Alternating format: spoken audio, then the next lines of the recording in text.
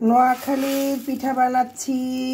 একদম নোয়াখালী বা কুমিল্লার মানুষ এটা বেশি খায়, অল্প অল্প দিতে হয়। এটা একটু মশমশা হয়, আমার ছোটো ছেলে তো মশমশা না হলে খেতেই চায় না।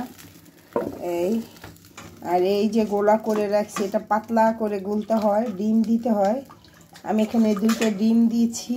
আর এই যে ভেজে ভেজে রাখছি, এটা কিন্তু আপনার চা দিয়ে খেতে পারবেন, মাংস, হাঁসের মাংস, মুরগির মাংস, যে কোনো মাংস দিয়ে খেতে পারবেন। আর এটা, আর আমার ছোট ছেলে তো এটা যখন মশমশা করা হয় না, ও এটা এমনিতেই খেয়ে ফেলে, ওর কাছে নাকি এটা অনেক ভালো লাগে। যাই হোক, এটা কিছুক্ষণ রাখার পরে যখন এরকম ঢাকনাটা উঠানোর পরে মশমশা হইলে একদম ভালো হয়, এই আর কি। এখন একটু কিছুক্ষণ রাখবো, তারপরে এটাকে উঠাবো। এটা এখন হয়ে গেছে। খাবারটা বানাইতে মানে খেতেও মজা, আর রুটি বানানোর ঝামেলা হয় না। বাবা পড়ে যাস কেন? এই যে কতগুলো বানাইছি।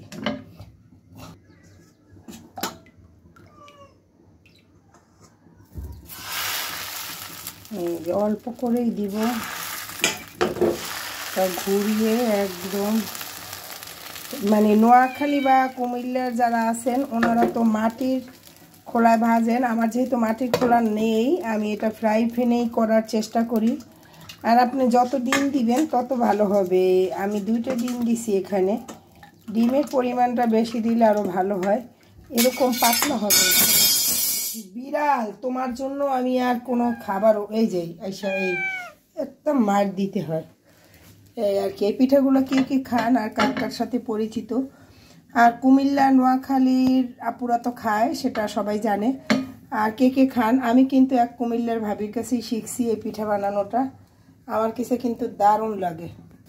আর এই গোলাটার সাথে কিছুই দিতে হয় না, শুধু একটু লবণ আর ডিম দিলেই হয়। আর পাতলা করতে হয় একটু, পাতলা না করলে কিন্তু হবে না, পাতলা করতে হবে। আর ডিম আপনি যত বেশি দিবেন ততই ভালো হবে। এই যে পাশ দিয়ে কি সুন্দর ছুটে আসতেছে, দেখছেন? এই, আর মশমশা যদি করতে হয় এটা আর কিছুক্ষণ রাখতে হবে। এভাবে মানে ঢাকনাটা উঠানোর পর কিছুক্ষণ রাখতে হয়, তাহলে এটা একদম সুন্দর মশমশা হয়ে যায়। আর এই খোলাজা পিঠা, এটাকে বলে ওনারা খোলাজা পিঠা। এটা নাকি নোয়াখালীর আর কুমিল্লার বিখ্যাত একটা খাবার। ওই ভাবি তো প্রতিদিনই বানাবে মনে হয়, উনি চালের গুঁড়ো একবারে করে রাখে তারপরে বানায়। আর আমার কাছেও মানে বানানোর পরে থেকে আমার কাছে অনেকটা ভালো লাগছে, তাই আমিও ট্রাই করি এইভাবে বানানোর। এটা কিন্তু কিছুক্ষণ পর রাখার পরে দেখেন চতুর্দিকে খুলে আসছে, আর এই যে মশমশা হচ্ছে, দেখছেন? এটা কিন্তু অনেকটা মশমশা হবে। হ্যাঁ, তাই মশমশা করতে হলে খোলার মধ্যে কিছুক্ষণ রাখতে হবে, তাহলেই মশমশা হবে।